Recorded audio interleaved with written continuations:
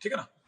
एक लाइन दे रखी है x√2 प्लस में y√1, ठीक है, sorry x√2 plus y-1 equal to 0, और दूसरी point P from L1 and the distance of P from L2 is lambda square. अब क्वेश्चन क्या कह रहा है, the line y equal to में 2x plus 1 meets C at 2 point R and S where the distance between R and S is under root 270. Okay, then the value of lambda square is equal to question mark. Okay. अब question में क्या कह रहा है, L1 से distance है किसी point की, आप चाहें तो हम अपनी तरफ से पॉइंट को XY मान लेते हैं, HK मानने की बजाय डायरेक्ट XY मान के चलते हैं। तो क्वेश्चन वाला ये कह रहा है कि x, y की इससे जो डिस्टेंस है वो आपको पता होगा √2 का स्क्वायर प्लस इसका स्क्वायर मल्टीप्लाइड बाई दूसरे वाले से डिस्टेंस देखी जाए तो x√2 माइनस वाई अपॉन में अंडर रूट के अंदर √2 का स्क्वायर, ठीक है ना। दोनों लाइनों के अंदर एक ये तो प्लस वाई है और ये वाला -1 है, प्लस वाई और -1 है ना, तो यहां पे सिर्फ +1 का स्क्वायर ही है, और यहां पे ले लेते हैं अपन लोग -1 का square, and that is given lambda का स्क्वायर। ओके, दोनों से जो प्रोडक्ट है वो लैम्डा स्क्वायर है, सही है। ये कहानी का सार है। अगर ऐसा है तो it is nothing but x√2 का होल स्क्वायर माइनस में y का स्क्वायर -1 इज इक्वल टू में 3 लैम्डा स्क्वायर। That's great. अब ये क्वेश्चन के अंदर कुछ दमदार बात हो रही है। मैं कुछ सोच रहा था कि इसे y-1 ले लेते हैं और इसे माइनस में y-1 ले लेते हैं, तो ये और ज्यादा इंटरेस्टिंगली क्लियर हो जाएगा मुझे कि it is nothing but y-1 का होल स्क्वायर। आई थिंक कोई मुश्किल वाली बात नहीं है, तो ये आसानी से हो भी जाएगा, और ये अपने आप में तो बहुत ही क्लियर है, ये तो 2x स्क्वायर ही बन गया, और ज्यादा साफ हो गया। अच्छा, अब मेरे पास में क्वेश्चन में ये दे रखा है इट इज 3 लैम्डा स्क्वायर, है ना। यहां तक की कहानी में हमारे को पकड़ में आ गया कि इसके अंदर c लैम्डा स्क्वायर है ना। अच्छा, ये जो c है ना, ये जाकर के इस लाइन को मीट करता है 2 पॉइंट R और S पर, माने ये जो कर्वेचर है इसका नाम है C। ये जाकर के मीट करता है y इक्वल में 2x प्लस 1 को, और वो 2 पॉइंट देगा R और S के नाम से। अगर ऐसा है तो दोनों को सॉल्व करते हैं। कैसे सॉल्व करेंगे, हम y की जगह 2x प्लस 1 रख देंगे, तो यहां हो जाएगा 2x स्क्वायर माइनस y की जगह 2x plus 1 minus 1, right. 2x plus 1 ये तो y और -1 का स्क्वायर है जो में 3 lambda square. Finally it is nothing but ये दोनों तो कैंसिल आउट हो गया, और फाइनली इट इज माइनस का 2 lambda square 2x square minus का 2x square is equal to 3 times lambda square. ऐसा कुछ बन करके मेरे सामने आ रहा है। अब यहां एक स्टूडेंट के दिमाग में जो सबसे पहला डर आता है वो ये आता है कि सर ये तो नेगेटिव है। एग्जैक्टली आपके दिमाग में आने वाली बात भी सही है, लेकिन एक कॉमन एरर हटा लेते हैं। अगर ऐसा है तो ये भी कॉमन एरर है, इसे भी हटा लेते हैं। आप उम्मीद है मेरी बात समझ गए होंगे। अरे हाँ सर, ये 3 लैम्डा स्क्वायर इज इक्वल में 2x स्क्वायर ही बन गया। तो इसका मतलब मैं x की वैल्यू सोच सकता हूं। तो यहां से हमारे को समझ में आता है कि x की वैल्यू जो आ रही है वो आ रही है √3 लैम्डा बाई 2 प्लस माइनस करके, माने मेरे पास x की 2 वैल्यूज आ रही है। x की 2 वैल्यूज आ रही हैं तो मेरे पास में 2 y की वैल्यूज भी आएंगे। ये x की वैल्यूज मुझे रखनी किस में है, आप चाहें तो इसे इसमें रख सकते हैं, चाहे तो कर्वेचर में रख सकते हैं, तो बेसिकली लाइन में रखने में समझदारी। तो एक पॉइंट मेरे पास बन के आएगा √3y/2, ये तो x आया, और यहां हो जाएगा 1 प्लस √3 लैम्डा, और s करके दूसरा पॉइंट बनेगा माइनस का √3y/2, और जैसे ही मैं x की जगह पे ये वाली वैल्यू रखूंगा, ठीक है ना, 2 कैंसिल आउट हो जाएगा, y की वैल्यू 1 माइनस √3 लैम्डा। मतलब आप सोचो कितना इंटरेस्टिंगली ये गेम यहां तक s और y की जगह आ गया। ओके, अब छोटा सा एक जो डर है वो भी बता देता हूं। एक तो ये इसका प्रिंटिंग मिस्टेक में करेक्ट कर दूं, ये √3/2 इंटू लैम्डा है ना, तो यहां ये अपने आप में √3/2 इंटू लैम्डा, लैम्डा अलग है, तो यहां √6 लैम्डा हो जाएगा, ठीक है ना। और यहां पे भी इसको भी करेक्ट कर देता हूं, माइनस का √3/2 लैम्डा और यहां हो जाएगा 1 माइनस रूट 6 लैम्डा। तो मेरे पास आर और एस आ गए। अब क्वेश्चन वाला ये कह रहा है कि आर और एस के बीच की जो डिस्टेंस है, क्वेश्चन वाला क्या कह रहा है, आर और एस के बीच की डिस्टेंस है वो 270 है। अगर दोनों के बीच की डिस्टेंस 270 है तो फिर मेरे लिए क्या दर्द है साहब, डिस्टेंस पे आ जाते हैं। अब दो पॉइंट के बीच की डिस्टेंस निकालने का फार्मूला सबको पता है, तो मैं यहां पे क्या करता हूं, √3/2 लैम्डा प्लस √3/2 लैम्डा का होल स्क्वायर प्लस यहां से देखा जाए तो 1 प्लस √6 लैम्डा माइनस 1 प्लस का √6 लैम्डा का whole square and that is given √270। Okay, यहां से मुझे एक बात और समझ में आती है, 2 टाइम्स दिस माने √6 लैम्डा स्क्वायर, ठीक है ना। और 1 और 1 कैंसिल आउट होने के बाद में it is, oh very good, ये 2 टाइम्स हो गया। 2 टाइम्स में लैम्डा √6 का होल स्क्वायर इज गुड में √270। Okay, it is nothing but 3 भी नहीं 5 lambda square into 6, 5 6 30 lambda square is good में 270। उड़ा दें 9 टाइम्स। इसका मतलब ये कि हमारे पास में लैम्डा स्क्वायर की वैल्यू फाइनली कितनी आ रही है, 9। क्वेश्चन में भी मांगा क्या जा रहा है, लैम्डा का स्क्वायर। कितना साधारण सा क्वेश्चन बना, माने कोई ऐसा बहुत ज्यादा लंबा चौड़ा नहीं लगा, ठीक ठाक सा क्वेश्चन था, बनने लायक क्वेश्चन था, डोएबल था, ठीक है ना। मेंस के लायक तो नहीं कहूंगा, बाकी हाँ मैं चाहूंगा कि एक बार आप खुद भी करके देख लें तो बुरा नहीं है। चलिए अपन भी बिल्कुल भी टाइम वेस्ट करे बगैर तुरंत प्रभाव से आगे चलेंगे, भाई हमारे को भी पता रहना चाहिए क्वेश्चन क्या कहता है अगला। चलिए नेक्स्ट क्वेश्चन। अगले क्वेश्चन की अगर हम लोग बात करते हैं तो अगला क्वेश्चन हम लोगों के लिए क्या कह रहा है साहब, अगला क्वेश्चन कह रहा है consider the lines L1 and L2। अच्छा, अब देखो साहब, अब आप ध्यान से समझो, हमने ये क्वेश्चन अगर देखा जाए, ये क्वेश्चन, ये product of the distance is lambda square, the line meets the 2 point R1, और यहां तक हमने दे दिया था, यहां तक हम लोगों का, यहां से यहां तक का हम लोग ऑलरेडी कर चुके हैं, ठीक है ना। इतना खतरनाक लाइन बना है ये वाला, यहां तक का क्वेश्चन हम लोगों ने पीछे सॉल्व कर लिया, जिससे हमारे पास में लैम्डा का स्क्वायर इज इक्वल टू 9 आ गया है, ठीक है ना। मैं आपको वापस याद दिला दूं कि हमारे पास में वैल्यू आ चुकी थी।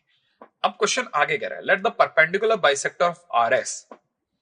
Okay, perpendicular bisector of RS, R और S।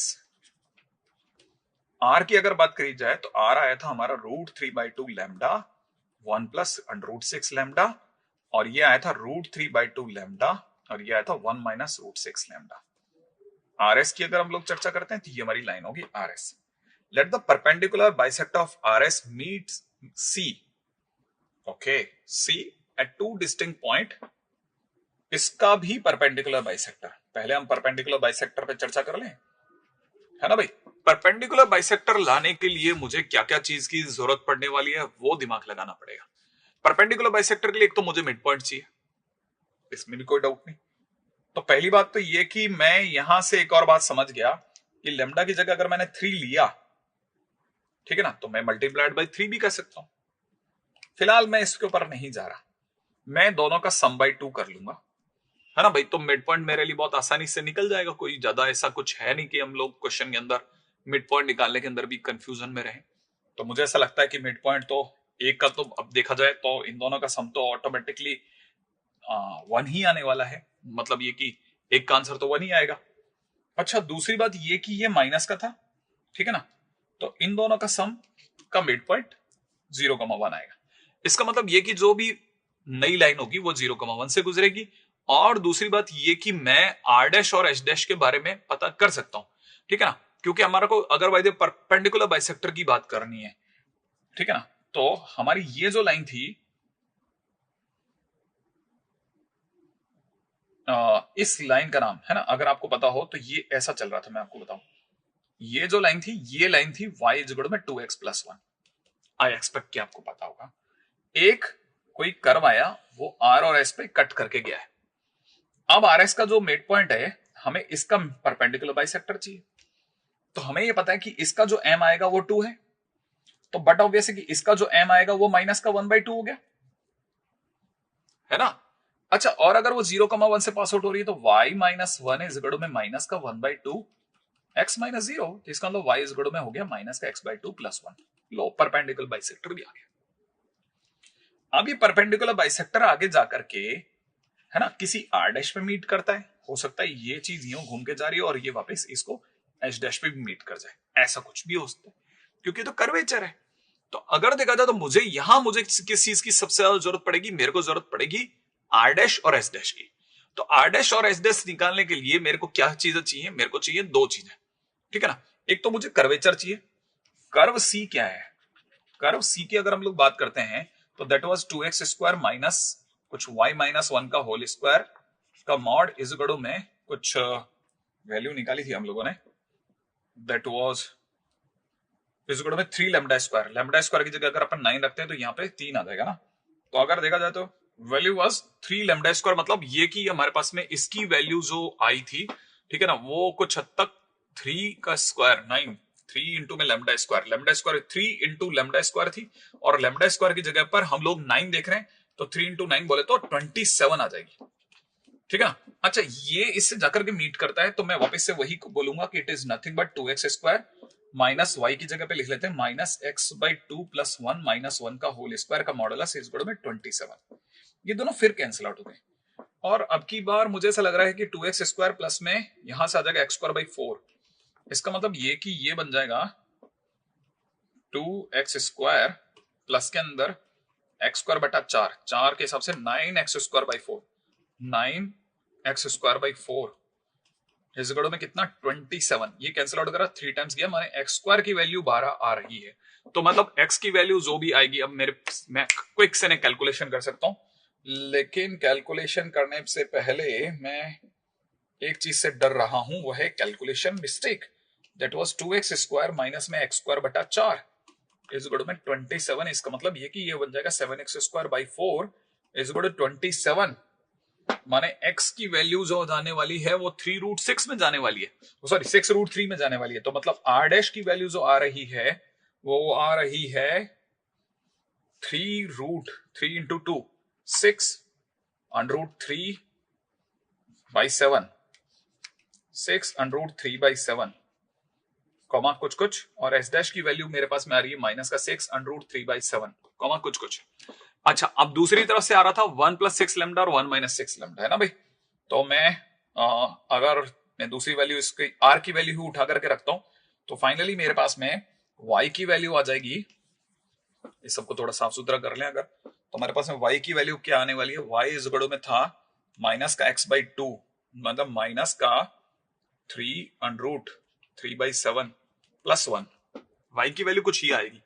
तो अगर देखा जाए तो ये y और +1 3√3/7 + 1 मतलब 1 कॉमा के अंदर 1 माइनस 3√3/7। ये मेरी तरफ से एक आंसर आया, और दूसरा आंसर जिस दिन मैंने माइनस का रख दिया उस दिन ये प्लस का हो जाएगा, तो 1 + 3√3/7। लो साहब r डैश और h डैश भी आ गया। किस तरह से लाया मैं, बहुत सिंपल सा, पिछली बार मैंने कर्वेचर और लाइन मिलाई थी, इस बार भी कर्वेचर और लाइन मिलाई है, दोनों को मिला करके मेरे पास x पहले आया, x की वैल्यू को उठा करके वापस लाइन में रखा और मेरे पास y आ गया। मतलब मैंने x और y दोनों को निकाल करके अपने पास में वैल्यू निकाल ली। अच्छा ये दोनों पॉइंट जो है इनके नाम क्या पड़ गए, r डैश और h डैश। आगे बोल रहा है d अपने आप में square of the distance between r dash and s dash, माने अब मुझे डिस्टेंस के बारे में बात करनी है। Distance is r dash s dash, under के अंदर चलते हैं, ये माइनस ये माने 2 टाइम्स दिस माने 12√3/7 का होल स्क्वायर प्लस ये माइनस ये करते ही 1 कैंसिल आउट हो जाएगा और माइनस का 6√3/7 का होल स्क्वायर बन गया। ओके तो यहां से देखा जाए 3/7 बाहर आ जाएगा, ठीक है, और ये बन जाएगा अंडर के अंदर कितना 12 का स्क्वायर 144 + 36, मतलब हमारे पास में जाएगा तकरीबन 144 + 36 माने 180 और मल्टीप्लाइड बाई 3/7, तो 180 मल्टीप्लाइड बाई 3/7। लेकिन हमें तो इसका स्क्वायर चाहिए ना, डिस्टेंस का भी स्क्वायर चाहिए, तो इसका मतलब इसका भी स्क्वायर चाहिए और इसका भी स्क्वायर चाहिए। तो मैं तो डायरेक्ट लिख सकता हूं it is nothing but 180 multiplied by 3/7, और ये दोनों कुछ कैंसिल आउट होते दिख नहीं रहे, ये इसका आंसर बन जाएगा और मेरा नतीजा वैल्यू ऑफ डी यहां से निकल जाएगी। और ये क्वेश्चन ठीक ठीक क्वेश्चन है, वापस अगर देखा तो पूरे क्वेश्चन को एक साथ करना बहुत सही काम रहेगा। रिपीट करने क्वेश्चन है, अच्छा और बहुत बुरा नहीं है।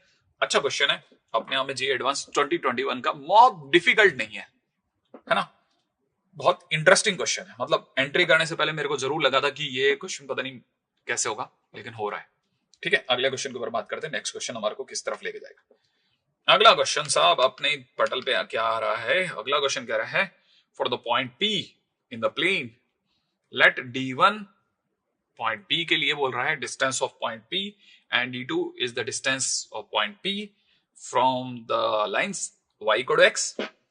इसको अगर ध्यान से देखा जाए तो y इक्वल टू x, और ये वाली लाइन अगर देखा जाए तो y equal to minus x. Okay, दो लाइंस है हमारे पास में, और उनसे जो पॉइंट्स की डिस्टेंस है, if area of the region R consisting all the points P lying in the first quadrant of the plane satisfying, पहले पॉइंट से डिस्टेंस और दूसरे पॉइंट से डिस्टेंस का सम हमेशा 2 और 4 के बीच में रहना चाहिए, ऐसा अगले का कहना है। ठीक है ना, मतलब ये कि हमारे पास में हमेशा इन दोनों के बीच में रहने वाला कोई पॉइंट चाहिए। ठीक है, अच्छा, और वो भी कहानी में फर्स्ट क्वाड्रेंट में ही होना चाहिए। ओके, 2 और 4 के बीच में ना। अब क्वेश्चन को एंटर कैसे करा जाए, ठीक है ना। अब पहली बात तो ये कि मैं अपनी तरफ से पॉइंट मान लेता हूं, let point P is h, K, और अगर किसी ने बोला कि distance of y equal to x, अगर किसी ने बोला तो मैं इसको बोलूंगा D1P बोल रहे हो आप लोग, और उस केस में distance y equal to x का मतलब हो जाएगा x माइनस वाई माने h minus k upon under root 2। ठीक है ना, सेम वे में अगर distance from y equal to minus x अगर आपने बोला तो मैं बोलूंगा D2P and that will be x plus y. इसका मतलब ये कि h plus k by root 2। अब क्वेश्चन वाला हमसे क्या, क्वेश्चन वाले ने हमसे डिमांड करी है कि भाई जो भी लाओ D1P प्लस में D2P का सम जो हो 4 और 2 के बीच में हो। इसका मतलब ये कि यहाँ 2 लिख देते हैं, यहाँ पे लिख देते हैं h माइनस के बाय रूट 2, और यहाँ पे देखा जाए तो h प्लस के बाय रूट 2, और इन दोनों का सम जो है वो हमेशा 4 के और 2 के बीच में रहना चाहिए, ऐसा क्वेश्चन वाले की डिमांड है। अच्छा, जो भी यहां तक की बात तो मेरे को नहीं लगता कि ऐसी कोई भी ऐसी चर्चा करी है जिससे हम लोगों को कंफ्यूजन हो, लेकिन बस अब इसमें ये है कि हमारे को पूरी कहानी को कैसे भी घुमा फिरा करके किसकी तरफ धकेलना है, फर्स्ट क्वाड्रेंट की तरफ पुश करते जाना है। राइट है, फर्स्ट क्वाड्रेंट की तरफ पुश करते जाना है। और इसमें भी अगर देखा जाए तो हम लोग ओवरऑल हमारे को क्या निकालना है, एरिया ऑफ रीजन निकालना है, हमारा पूरे कहानी का एरिया निकालना है। मैं इसमें भी मैं आपको 2 पॉइंट्स पे थोड़ा आपको दिखाना चाहता हूं। देखो, ये आपकी line y equal to x है, ठीक है ना, ये आपकी line y equal to minus x है। आप जो भी कहानी कह रहे हैं मैं उसमें आपको एंट्री कराने से पहले बता दूं कि आप मुझे कहना चाह रहे हैं h माइनस के का मॉड, h प्लस के का mod is in between 4 under root 2, और यहां से आप कहना चाह रहे हैं 2 रूट 2, ऐसा कुछ आपने दिमाग में भरा है। अच्छा, मैं आपको बता दूं कि ये जो भी रीजन होगा ये कुछ ऐसा वाला रीजन होगा। अब मैं इसका रीजन का लॉजिक भी समझाऊंगा आपको, समझना। पहले मैं इस रीजन की बात कर रहा हूं, ये जो रीजन है ना, इस रीजन की बात कर रहा हूं। इस रीजन के अंदर आपको पता होना चाहिए y जो है वो x से ज्यादा है, ठीक है ना। तो y अगर x से ज्यादा है तो ये वाला रीजन को अगर मैं पॉइंट आउट करता हूं तो इस रीजन में k h से बड़ा है ना। अगर k अगर h से बड़ा है तो 2 रूट 2 यही रह जाएगा, और k अगर h से बड़ा है तो ये नेगेटिव हो गया, ये नेगेटिव हो गया तो माइनस के अंदर खुलेगा, तो माइनस में h माइनस के, और जबकि पास वाले के तो कोई फर्क ही नहीं पड़ेगा, ये तो h प्लस के ही खुलेगा, इज इन बिटवीन 4 रूट 2। सही है, तो फाइनली इस पूरी कहानी में इसको खोलते ही h और h कैंसिल आउट हो जाएगा, फाइनली बन जाएगा 2k is in between 4 root 2 and 2 root 2। अगर मैंने इसको भी हटा दिया तो k is lying in between 2 root 2 and root 2, ऐसा। तो k जो होगा वो अपने आप में रूट 2 से 2 रूट 2 के बीच में होगा, ऐसा k का कहना है। ओके, अच्छा, अगर ये तो मैंने एक साइड की बात बताई है, अभी तक रीजन हम लोगों ने क्लियर नहीं किया। अब k कहां पे रूट 2 से 2 रूट 2 के बीच में होगा वो बताता हूं। k का मतलब y का कोऑर्डिनेट, रूट 2 से 2 रूट 2 का मतलब समझने की कोशिश करना। ये इसकी हाइट है, इस समय पर हाइट रूट 2 है और इस जगह पर हाइट 2 रूट 2 है, माने k आपका रूट 2 से 2 रूट 2 के बीच में। आई एक्सपेक्ट की वाली बात क्लियर है अपने को ना, हम इस रीजन की बात कर रहे हैं, ठीक है। यहां पर k रूट 2 से 2 रूट 2 के बीच में, ठीक है। अच्छा, अब मैं सेकंड केस उठा रहा हूं, जब हम इस रीजन की बात करेंगे, इस रीजन की बात करें तो ये वो रीजन है जहां पर x ज्यादा हो रहा है और y कम है, माने x is greater than y है। x is greater than y माने h k से बड़ा है।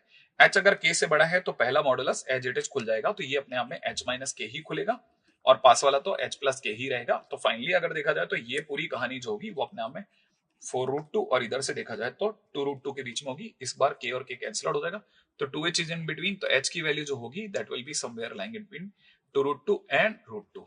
इसका मतलब यहाँ पे ये √2 है और ये 2√2 है। अच्छा, अब सर एरिया कहाँ है? मतलब हमारा x √2 से 2√2 के बीच में है, हमारा y √2 से 2√2 के बीच में। एरिया क्या है? अगर देखा जाए तो ये जो ट्रेपेजियम बन रहा है इसका एरिया प्लस में ऊपर वाले ट्रेपेजियम के एरिया का मेरे को सम करके देना है। तो जब मैं एरिया की बात करूंगा तो एरिया विल बी ट्वाइस करना पड़ेगा, ठीक है ना।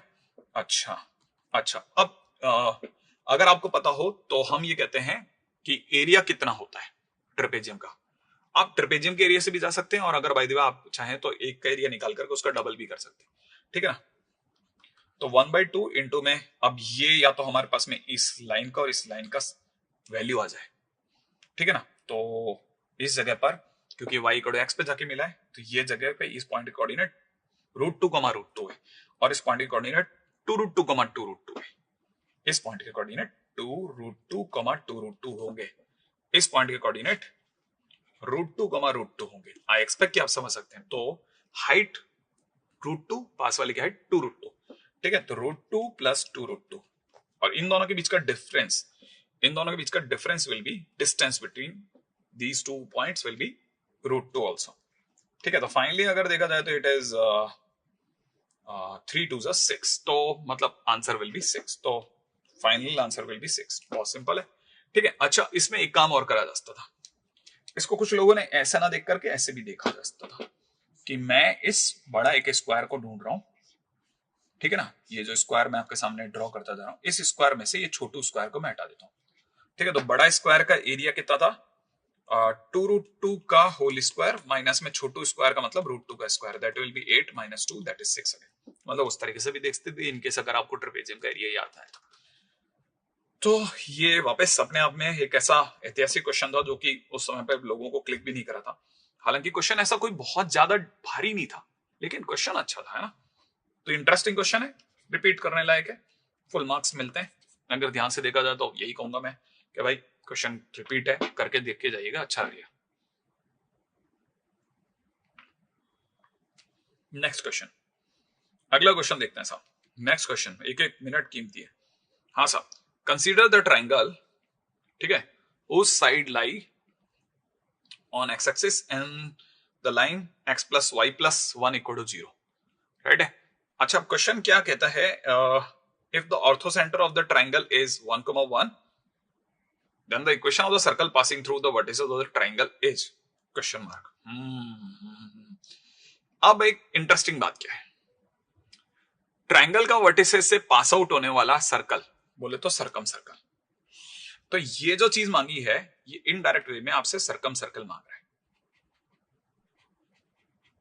आपको बता दूं एक बात, तो एक तो पहली बात तो ये सर्कम सर्कल है।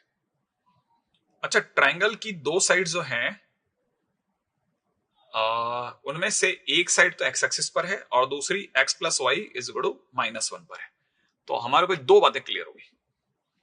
पहली बात तो ये कि फोटो क्या बनने वाली है, ठीक है। तो मैं आपके सामने अगर भाई बात करता हूं फोटो की, तो मेरे पास दो लाइनें हैं, ठीक है। मैं आपको यहां पे क्लियर कर दूं कि मेरे पास में एक तो x एक्सिस है और एक line x + y = x + y। पहले मैं ये और क्लियर होके साथ में आपको दिखा दूं फोटो के साथ में कि एक लाइन का नाम है x + y = -1, जिसे आप चाहें तो -x + y = में -x - y = 1 कह सकते हैं, और ये अपने आप में ऐसे कोई लाइन होगी, ठीक है ना। अच्छा, अब ट्राइंगल के लिए आगे क्या बोल रहा है? वो होगा कोई ट्राइंगल जिसमें एक साइड x एक्सिस पर है, ठीक है ना, और एक साइड जो है वो इस मतलब इस लाइन पर है कहीं, ठीक है। अब हमारी दो साइड से हैं, मान लेते हैं कि वो कुछ ट्राइंगल कुछ ऐसा वाला है, मान लेते हैं ऐसा है, ठीक है ना। तो अब 1, 1 जो है वो इसका ऑर्थो सेंटर है, ऐसा इसने बोला। और हमसे क्या डिमांड है अगले की? हमसे डिमांड है कि हम इसे इस सर्कल की इक्वेशन बता दें। जो ये सर्कल बन रहा है इससे कोई सर्कल की इक्वेशन बता दें। हालांकि मैंने एक रफ डायग्राम बनाया जो मेरे को तुरंत जो भी समझ में आता गया वैसा वाला है ना। तो बस मैंने आपको एक आइडिया दे दिया। फिलहाल इतने सुंदर डायग्राम के लिए मुझे ऑस्कर दिया गया, इसको हटा लेता हूं, अभी इस पे दिमाग लगाता हूं, ठीक है ना। ऑर्थो सेंटर को लेकर के एक और कहानी भी मुझे क्लियर होनी चाहिए। ओके, और वो क्या चीज है? पहले मुझे दो लाइनों में इमेज चाहिए, ठीक है ना। एक तो मुझे एक्स एक्सिस में इमेज चाहिए, ठीक है। क्यों चाहिए? क्योंकि ऑर्थो सेंटर की उसकी साइड्स में जो इमेज होती है ना, वो सर्कम सेंटर पे लाई करती है क्या? हाँ, तो पहला जो सबसे पहले इंपॉर्टेंट कंसेप्ट है ना, वो आप समझो इस पूरी कहानी का। एक बहुत सिंपल सा कंसेप्ट है कि मिरर इमेज ऑफ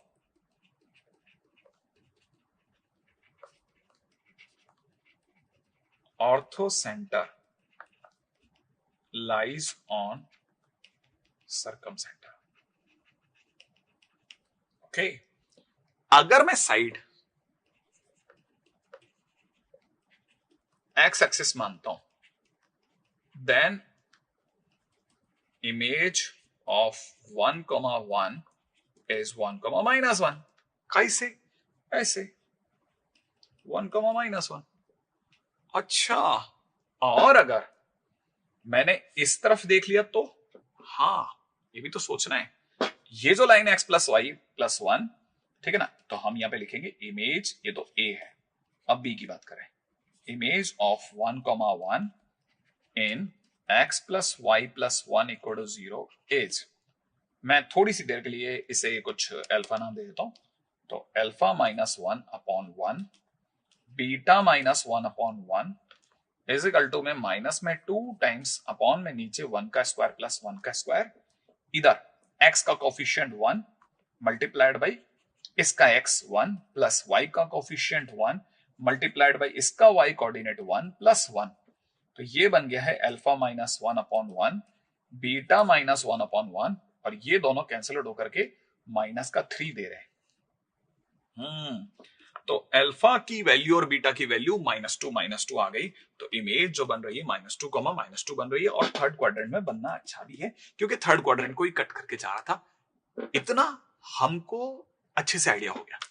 दो चीजें और क्लियर हो गई कि भाई मेरे को ये चीज और पता चल गई कि इसकी इमेज जो है वो -2, बन रही है, ठीक है ना। अच्छा, तब तक मैं आपको ये भी बता दूं कि ये वाला जो पॉइंट है, ये वाला पॉइंट अपने आप में -1,0 है, और ये वाला पॉइंट अपने आप में 0,-1 है। क्लियर है? आई एक्सपेक्ट कि क्लियर होगा, ठीक है ना। अच्छा, अभी मेरे पास में और क्या क्या फंडे बाकी हैं, कौन सी ऐसी चीज है जो मेरे को क्लिक कर जाएगी कि जो भी अपना सर्कल है वो कहां कहां से गुजर रहा होगा, ठीक है ना। हमारा जो सर्कल है उसका किस जगह से गुजरना पक्का है, ये मुझे क्लियर होना चाहिए ना। अच्छा, हमको क्या करना है? हमको चाहिए कि सर्कल जो है वो किन पॉइंट से गुजरे, ठीक है। एक बार जरा क्वेश्चन के अंदर दोबारा से घुसते हैं।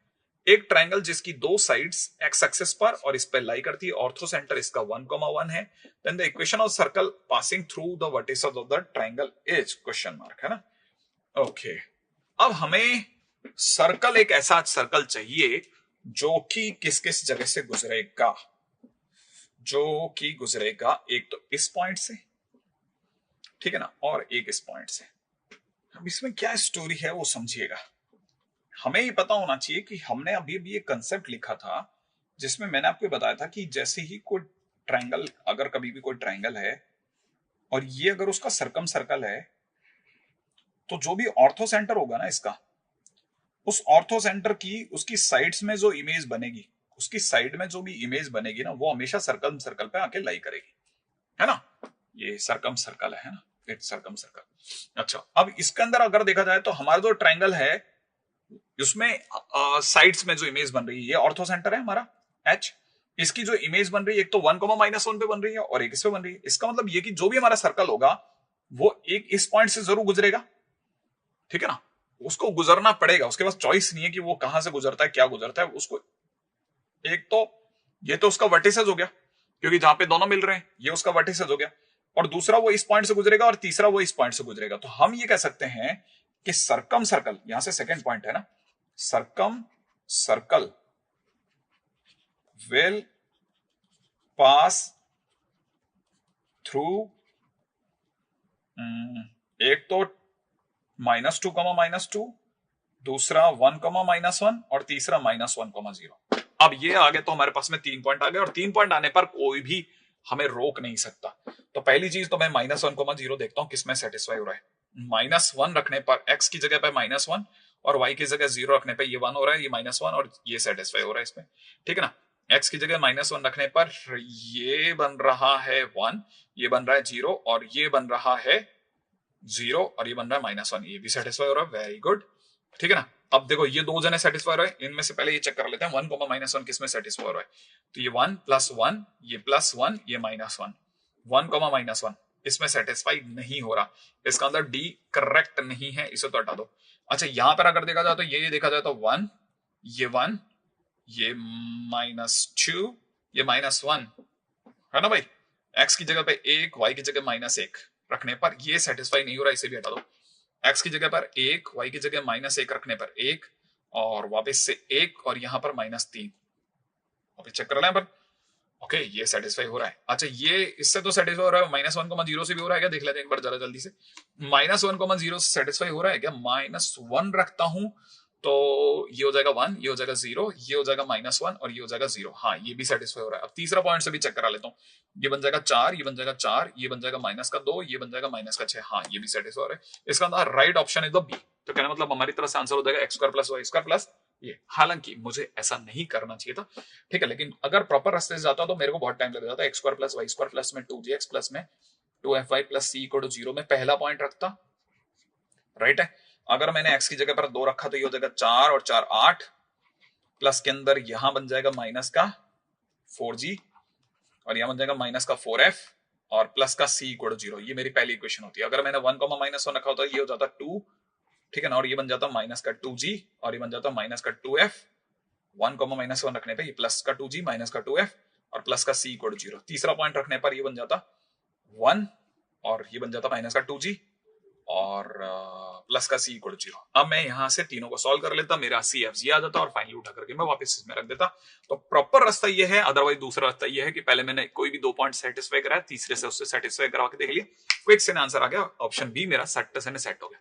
लेकिन कंसेप्ट बहुत ही इंटरेस्टिंग है कि किसी भी ऑर्थो सेंटर की जो भी इमेज होती है वो हमेशा किस पे लाई करती है, सर्कम सर्कल पर, याद रहेगा, हाँ सर्कम सर्कल पे लाई करती है, ठीक है। तो ये एक बड़ा अच्छा सा क्वेश्चन बन गया है ना। तो ये क्वेश्चन तो भाई बहुत समझने लायक क्वेश्चन था, अलग ही लेवल का क्वेश्चन था, ताकि हम लोगों को पता रहे कि भाई क्वेश्चन में तो दम है। इस तरह के क्वेश्चन तो अक्सर आ सकते हैं, क्वेश्चन के अंदर कैसे दिमाग लगाना है, क्या करना है क्या नहीं करना, वो मैं आपको समझा रहा हूँ, राइट है। अगले क्वेश्चन की बात करते हैं। नेक्स्ट क्वेश्चन हमको क्या कहता है, अब ये वाला क्वेश्चन देखिए, बड़ा इंटरेस्टिंग सा क्वेश्चन है। क्वेश्चन कह रहा है कि लेट m जो है वो अपने आप में x, y है, कोई भी कोऑर्डिनेट कहने का मतलब, और अपने आप में x² + y² = r², माने सर्कल के ऊपर भी आ सकता है और अंदर भी आ सकता है। Consider the geometric progression an में 1/2n-1। Sn अपने आप में डिनोट करता है sum of n terms of this progression, और इसका क्या लेना देना है। Cn अपने आप में एक सर्कल है जिसका सेंटर Sn-1, 0 है और रेडियस an है। Dn अपने आप में एक और सर्कल है जिसका सेंटर Sn-1, Sn-1 है और इसकी रेडियस अपने आप में an है। कंसीडर m करें with r is equal to 1025 upon 513. Let k be the number of all circles Cn that are inside M. Let L be the maximum possible number of circles amongst these k circles such that no two circle intersect. Then ये एक मतलब अपने आप में एक ऐसा question है जिसकी लैंग्वेज थोड़ी डिफिकल्ट है, बट क्वेश्चन अपने आप में नहीं होगा, आई एक्सपेक्ट ऐसा। सबसे पहले तो अपने आप में एक सर्कल के ऊपर बात करते हैं जिसका नाम अपने सरकार ने दे रखा है x² + y² = r²। इसका सेंटर ऑब्वियसली बात है 0, 0 है। अच्छा Cn अपने आप में एक और सर्कल है, ठीक है, जिसका सेंटर Sn-1, 0 है और जिसकी रेडियस an है, ठीक है। Number of all circles that lie inside M। अच्छा इस सर्कल का नाम M है। एक और सर्कल है जो इसी के अंदर लाई करता है। कितने Cn करके सर्कल हो सकते हैं जो कि इसके अंदर लाई कर सकते हैं। मैं आपके सामने एक सर्कल दिखाता हूं जो इसमें लाई कर सकता है, जिसका हिसाब किताब कुछ ऐसा दिखा रहा हूं मैं आपके सामने जानबूझ करके, ठीक है ना। हालांकि फिर से ऑस्कर नहीं लेना मेरे को, ठीक है। ये कुछ सर्कल हम लोगों ने अपनी तरफ से एक ड्रॉ कर लेता हूं मैं आपके लिए, काम चलाओ सा, राइट। अच्छा, ये जो सर्कल है, इस सर्कल का नाम अपनी तरह से CN नाम दे देता हूँ थोड़ी सी देर के लिए, और इसका जो सेंटर है ये कह रहा है SN-1, है। इसका सेंटर अपने आप में SN-1, है इसका सेंटर, इसकी रेडियस AN है, ठीक है। अच्छा, अगर रेडियस AN है तो आप जो ज्योमेट्री का थोड़ा बहुत भी नॉलेज रखते हैं वो जानते हैं कि ये जो डिस्टेंस होगी वो SN-1 हो गई। अच्छा, अब एक और चीज भी क्लियर हो गई कि SN-1 और अगर मैंने AN का सम कर दिया तो मैं यहां से और यहां तक की डिस्टेंस निकाल सकता हूं, और ये जो भी डिस्टेंस आएगी ये रेडियस से तो कम है, क्योंकि रेडियस तो यहां तक है, तो ऑब्वियसली बात है रेडियस जो है वो इससे ज्यादा है। अच्छा, सरकार कह रही है कि रेडियस जो है 1025/513 है, तो SN-1 प्लस AN जो होगा वो अपने आप में 1025/513 होगा, है ना। SN-1 का मतलब होता है N-1 टर्म्स का सम। N-1 टर्म्स का सम क्या मतलब होता है? A1, A2, A3, ऐसे ये ज्योमेट्रिक प्रोग्रेशन चल रहा है, AN-1 तक गया, फिर AN, ये टोटल N टर्म्स है ना। इसमें ये कह रहा है कि ये यहां तक का जो सम है इसका नाम SN-1 है। हाँ, इसमें अगर मैं लास्ट टर्म और जोड़ दूं तो जैसे मैं AN जोड़ूंगा तो मेरे पास सम ऑफ N टर्म्स हो जाएगा। हाँ, तो मैं ये क्यों लिख रहा हूं, मैं SN क्यों नहीं लिख रहा? हाँ, मैं लिख सकता हूं। तो SN is less than equal to 1025 upon में 513 लिखा जा सकता है, एग्जैक्टली लिख सकते हैं। तो फिर आगे क्या करेंगे? अब करना ऐसे है कि हमको ये पता है कि हमारी पूरी कहानी एक ज्योमेट्रिक प्रोग्रेशन की कहानी है जिसका नाम है AN इज इक्वल टू में 1/2 अच्छा, अगर आप n की वैल्यू 1 2 3 रखना चालू करते हैं, जैसा इसने बोला है n की वैल्यू 1 2 3 रख सकते हैं, तो n की जगह 1 रखने पे 1/2 फिर 1/2 1/2 डैश चलता रहेगा n टर्म्स तक का। आप में सभी को पता चल गया होगा ये अपने आप में एक GP है जिसका कॉमन रेशियो 1/2 है। हाँ, और अगर ऐसा है तो सम ऑफ n टर्म्स होता है a इंटू में 1 - r⁴n अपॉन 1 - r। तो a की जगह हो जाएगा फर्स्ट टर्म अपने आप में 1 है, a इंटू में 1 - r माने 1/2 की power n upon 1 - 1/2 is less than equal to 1025/513, ऐसा कर दें। अच्छा, 1 - 1/2 अपने आप में 2 होता है, तो ये 2 आगे लगा लेते हैं। इवन मैं तो कहता हूं ये 2 भी हटाओ, आप 2 को नीचे यहां पे भेज दो, आप 2 यहां आ जाएगा, ये 1026 बन जाएगा, ठीक है ना। अच्छा, चलो बन गया। अब क्या होगा सर? अगर ऐसा हो गया तो मुझे ये चीज भी समझ में आ गई है कि ये बन चुका है 1 - 1/2 और जिसे आप 1025/1026 कह रहे हैं, ये 1 - 1/1026 है। थोड़ा सा कैलकुलेशन देखेंगे तो क्लिक कर जाएगा कि हाँ सर 1025 ही लिखा है सर आपने, ध्यान से देख लो आप, लिखा ना। अब ये 1 और 1 हटा लेते हैं, माइनस माइनस प्लस कर लेते हैं, पलटने पे वापस अगर आप ध्यान से देखेंगे तो 2n जो आएगा that will be less than 1026 आ जाएगा। अगर ऐसा है तो आपको पता होना चाहिए कि n की वैल्यू जो आएगी वो 10 या 10 से कम सारी चलेंगी, देख लो आप, क्योंकि n जिस दिन 10 होगा तो वो 1024 होगा, 2 to the power 10, अरे 2 to the power 10 1024 होता है, तो 1024 ऑब्वियसली 1026 से छोटा होगा, माने n की वैल्यू 10 या 10 से छोटी चलेगी, माने टोटल ऐसे 10 सर्कल की पॉसिबिलिटीज हैं, ठीक है ना। अब क्वेश्चन क्या कहता है वो भी बड़ा इंटरेस्टिंग है, ये कह रहे हैं let L be the maximum possible value of number of circles, maximum n कितना है।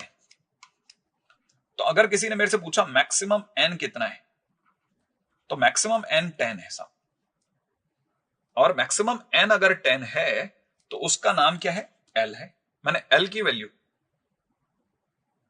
हाँ ठीक है, L की वैल्यू जो आएगी वो 10 आ गई, चलो L की वैल्यू 10 आ गई। अच्छा, आगे क्या बोल रहा है कि let L be the maximum possible number of circles among these K circles such that no two circle intersect। O L ये नहीं है, K अपने आप में नंबर ऑफ ऑल दो circles that lie inside M, तो K इज 10 न कि L इज 10। तो टोटल कितने सर्कल लाइक, कितने नंबर ऑफ सर्कल लाइक कर सकते हैं, दैट इज 10। अब L क्या चीज है?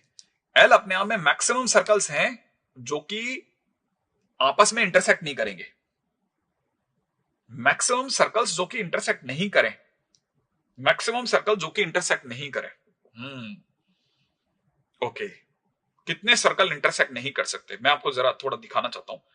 जैसे मान लीजिए मेरे से कहा कितने सर्कल इंटरसेक्ट नहीं कर सकते, तो मैं आपको दिखाता हूं। अगर मैं आपको ये समझाऊं तो मुझे ये पता है कि पहला सर्कल जो है, मैं आपके सामने सर्कल दिखा रहा हूं, बड़े ध्यान से समझने की कोशिश करना। ठीक है, एक ताकि ज्योमेट्रिकल आए फिगर आउट कर लें आप इसको ऐसे कि मैंने मान लिया पहला सर्कल जो है उसका सेंटर 0 0 है और रेडियस उसकी, ठीक है ना, 1 है। अगर इसकी रेडियस 1 है, ठीक है ना, तो मैं दूसरा सर्कल लेकर के आ रहा हूं, दूसरा सर्कल लेकर के आ रहा हूं, ठीक है ना। दूसरा सर्कल यहां बनेगा, दूसरा सर्कल कुछ हद तक ऐसे बनेगा, ऐसे फिगर आउट होगा वो दूसरा सर्कल ये रहा। अच्छा, तीसरा सर्कल इसके ऊपर बनेगा and that will be somewhere like this, ठीक है ना। अच्छा, चौथा सर्कल यहां कहीं बनेगा ऐसे और वो यहां कहीं बनेगा। तो इसका नाम जो है वो C1 है, इसका नाम C2 है, इसका नाम C3 है और इसका नाम C4 है एंड सो ऑन, ये इस तरह बढ़ता जाएगा। ये कैसे कर रहे हैं सर आप? भाई इसकी रेडियस अगर मैं 1 कहता हूं तो इसकी रेडियस जो है वो 1/2 है, क्योंकि ज्योमेट्रिक प्रोग्रेशन में चल रहा है, इसकी रेडियस 1/4 है। तो बट ऑब्वियस है कि ये अगर 1/4 है तो ये तो इतने में रहेगा ना, बट टोटल रेडियस 1/2 है, तो 1/4 तो इसके आधे में रह गया ना, तो टच ही नहीं हुआ ना। अच्छा, अब इसमें भी अगर आप ध्यान से देखें ना तो कुछ सर्कल आपस में एक दूसरे को इंटरसेक्ट कर रहे हैं, लेकिन कौन से सर्कल ऐसे हैं जो इंटरसेक्ट नहीं कर रहे? जैसे मैं अगर आपको बोलूं तो ये मेरा पहला सर्कल है जिसे आपने C1 नाम दे दिया, ठीक है ना। C1 और C3 आपस में एक दूसरे को इंटरसेक्ट नहीं करेंगे, तो मैं क्या कह सकता हूं, C1 C3 C5 C7 C9 do not intersect, ठीक है। Same way C2 C4 C6 C8 C10 do not intersect. अब क्वेश्चन ने कहा कि maximum number of circle those who can not intersect to each other will be L, माना उसका ज्यादा कितने हो सकते हैं? ज्यादा 5 ऐसे सर्कल हो सकते हैं जो एक दूसरे को इंटरसेक्ट नहीं करे इस पूरी सीरीज में, तो उनमें ज्यादा सर्कल की वैल्यू का नाम है L। तो इसका मतलब L की वैल्यू कितनी निकल रही है? 5, ठीक है ना। अब मैं वापस पीछे चलता हूं, L की वैल्यू मेरी कितनी निकली? 5, तो मेरे पास L = 5 हो गया। अब मैं ऑप्शंस में बैठाना चालू करता हूं, तो अगर मैंने K की जगह 10 रखा तो 10 प्लस 2 इंटू 5 22 नहीं होता, माने ऑप्शन ए गलत है। अब इधर से डी चेक करता हूं, डी ऑप्शन क्या कहता है? 3 into 10 plus 2 into 5 is equal to 40। हाँ बिल्कुल, 3K plus 2L is equal to 40 is the correct answer.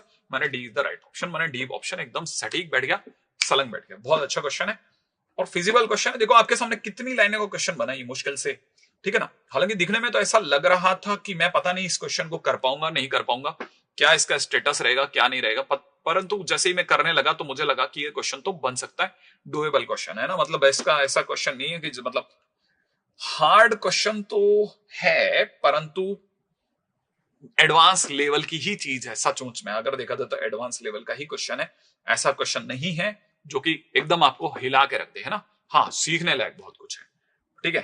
तो एक मस्ट क्वेश्चन है, ठीक है ना, जो कि करके जाने लायक है एडवांस से पहले, बिफोर एडवांस। एडवांस से पहले जरूर देख के जाने वाला क्वेश्चन है कि हाँ सर ये क्वेश्चन तो बहुत बढ़िया क्वेश्चन लगा, कैसे क्वेश्चन करना है, क्या क्वेश्चन करना है, आप थोड़ा ध्यान से देखोगे तो दिखने लग जाएगा, राइट। जरा क्वेश्चन के ऊपर आगे चर्चा करते हैं। अगला क्वेश्चन हमारे को किस तरफ धक्का दे रहा है वो देख लेते हैं, राइट। अगला क्वेश्चन हमारे को कहता है let O be the centre of the circle this with radius जो कि √5/2 से बड़ी है। O अपने आप में सर्कल x² + y² = r² के नाम पे है और इसकी रेडियस अपने आप में √5/2 से बड़ी है, ठीक है। तो अपनी तरफ से पहले सबसे पहला काम कर लेते हैं। सर्कल दिया हुआ है साहब x² + y² = r² and radius अपने आप में √5/2 से बड़ी है, ऐसा बोला गया है। Let PQ is a chord of the circle and the equation of the line passing through P and Q is this. Okay, अब क्वेश्चन में आगे समझने की कोशिश है कि पहली चीज, अगर इस सर्कल को मैं कुछ C1 नाम दे देता हूं, पहला सर्कल C1, ठीक है ना। C1 जो सर्कल है इसका सेंटर अपने आप में अपने को पता चल गया 0 0 है, ठीक है ना, और रेडियस अपने को पता है √5/2 से बड़ी है, ऐसा अगले ने बोला है। अच्छा, एक और सर्कल के बारे में ये बात कर रहेगा, कैसे क्वेश्चन है, suppose PQ is the chord of this circle and the equation of line passing through PQ is this, if the center of the circumcircle of the triangle lies on this line then the value of r is equal to question mark. If the center of the circumcircle of triangle OPQ, अच्छा देखिए साहब ये कहना चाह रहा है ये आपका सर्कल है, राइट। इस पे दो पॉइंट है जिनका नाम है P और Q, ठीक है ना, और इसका सेंटर का नाम है O। OPQ जो है अपने आप में ऑब्वियस ही बात है एक ट्रायंगल बनेगा, और इस ट्रायंगल का जो भी सर्कम सर्कल होगा वो कुछ हद तक ऐसा कुछ बनता हुआ दिख रहा है, राइट है, ये कुछ हद तक ऐसा होगा। और अगर ऐसा होगा तो जो PQ है वो एक्चुअल में दोनों की, है ना, दोनों की कॉमन कॉर्ड हो गई, और कॉमन कॉर्ड होते ही इसका नाम S1 माइनस S2 से निकल जाएगा। अगर देखा जाए तो PQ अपने आप में दोनों की कॉमन कॉर्ड होगी एक तरह से, ठीक है। अगर PQ दोनों की कॉमन कॉर्ड होगी तो क्वेश्चन ऑफ द आगे क्या बोल रहा है, if the centre of the circumcircle of this lies on line x plus 2y is equal to 4, then value of r is equal to question mark, जो कि r इसने छुपाई भी है, ऑब्वियस सी बात है। अच्छा, अब इसने S1 माइनस S2 के नाम पे 2x plus 4y is equal to में 5 दे रखा है। एक और चीज जो इंटरेस्टिंगली जो मुझे समझ में आती है, okay, equation of the line passing through P and Q is this.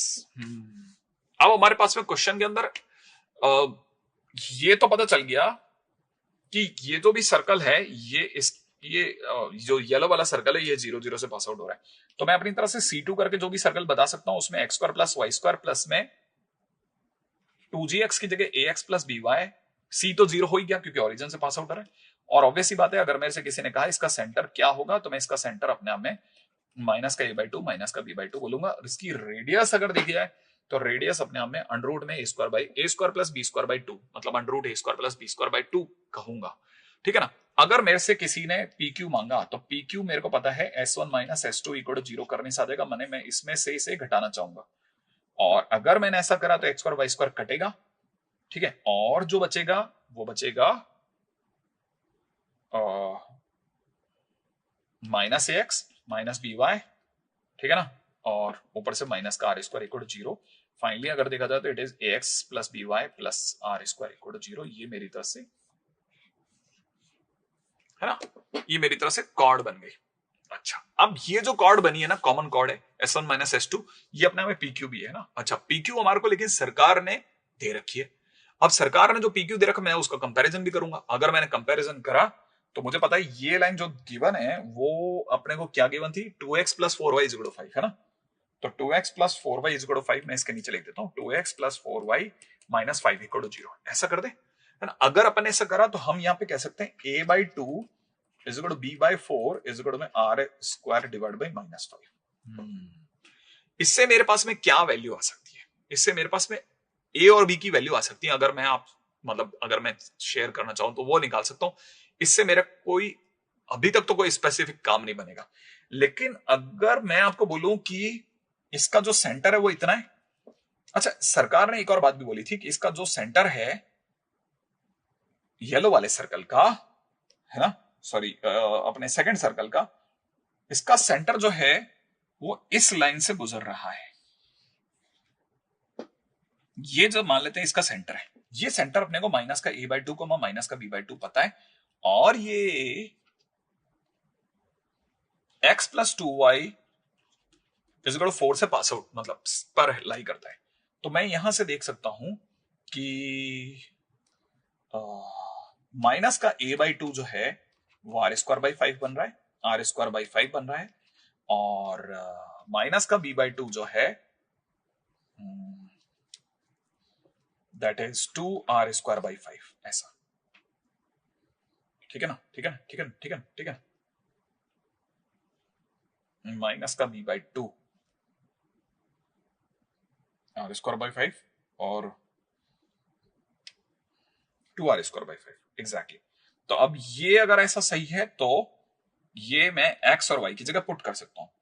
तो r स्क्वायर बाई 5 x की जगह पर 2 टाइम्स y की जगह पर 2r square by 5 is equal to 4। इसका मतलब 5r square is equal to 20, माने r स्क्वायर बराबर 4। मतलब मेरे पास में r की वैल्यू 2 आ गई। क्यों? क्योंकि r पॉजिटिव है, r की वैल्यू 2 आ गई। अच्छा, और r की वैल्यू √5/2 से बड़ी भी आई है, इसमें भी कोई डाउट नहीं, r की वैल्यू 2 आ रही है। और r ही तो मांगा था क्वेश्चन में। वाह, क्वेश्चन डन। देन r की value of r is equal to question mark. Oh very good, बहुत आसान क्वेश्चन था, कोई खास मुश्किल वाला क्वेश्चन नहीं लगा मुझे। लग रहा था कि क्वेश्चन भारी होगा, लेकिन ऐसा तो बिल्कुल नहीं है। तो क्वेश्चन बिल्कुल मतलब एकदम चिंगू मुंगू से क्वेश्चन था, फटाफट से होने वाला क्वेश्चन था।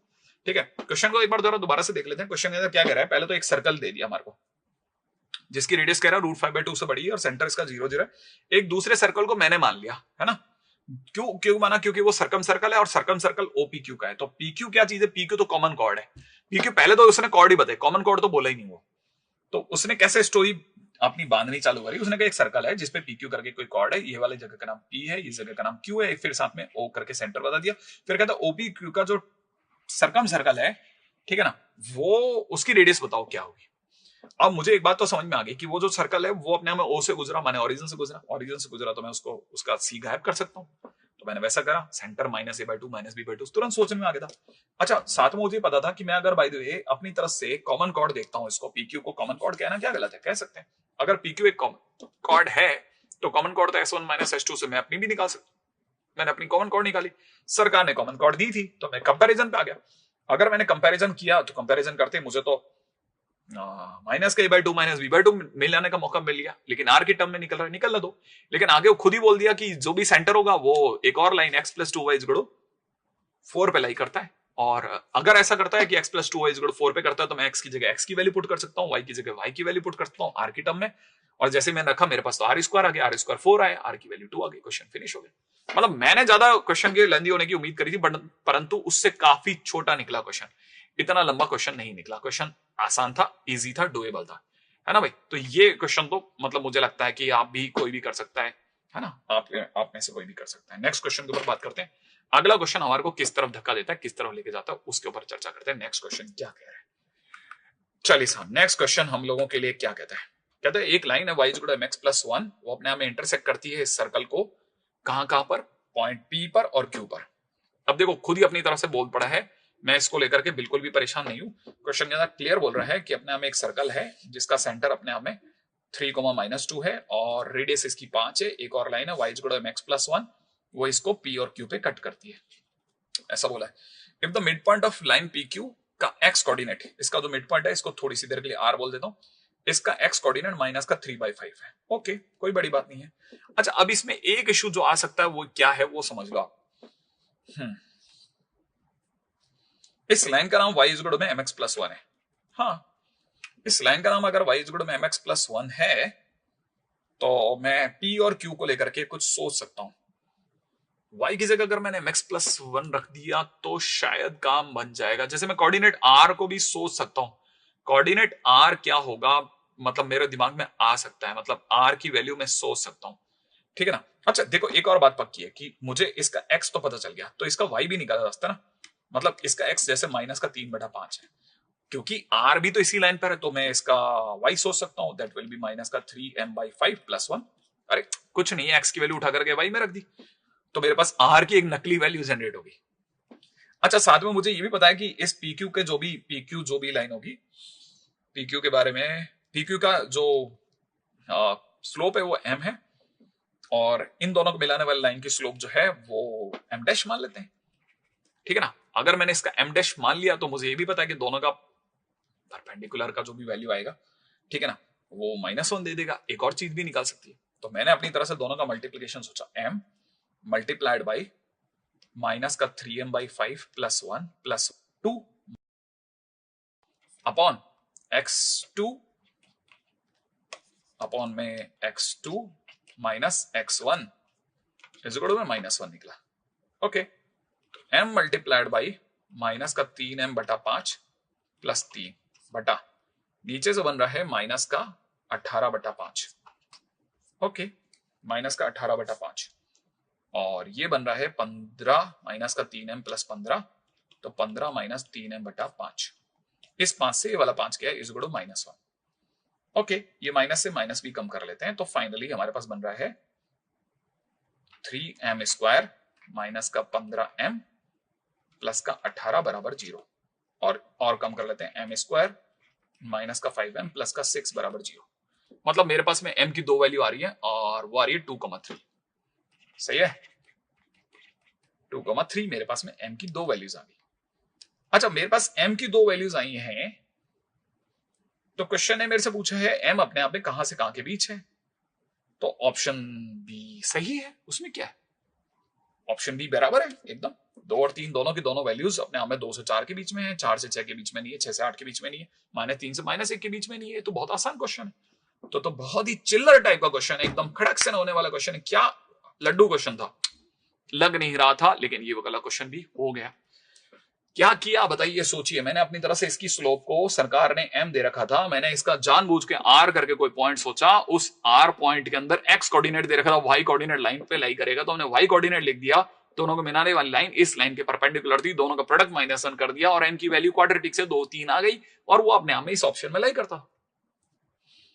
मतलब अब आप में से कई लोगों को एक सुटेबिलिटी क्लिक करने लगी होगी कि यार ये क्वेश्चन तो हो सकते हैं, होते हैं, बस थोड़ा हिम्मत और धैर्य की जरूरत है। अब यही हिम्मत और धैर्य हम लोग अगले सेशन में भी दिखाएंगे। तब तक के लिए मैं आपसे इजाजत देता हूं। हम धीरे धीरे अपने और इसको लंबा करने की कोशिश करेंगे सेशंस को, और एक दिन हम बहुत बड़े बड़े क्वेश्चंस भी देखेंगे थोड़ा फटाफट वाले मूड में। ठीक है, तब तक के लिए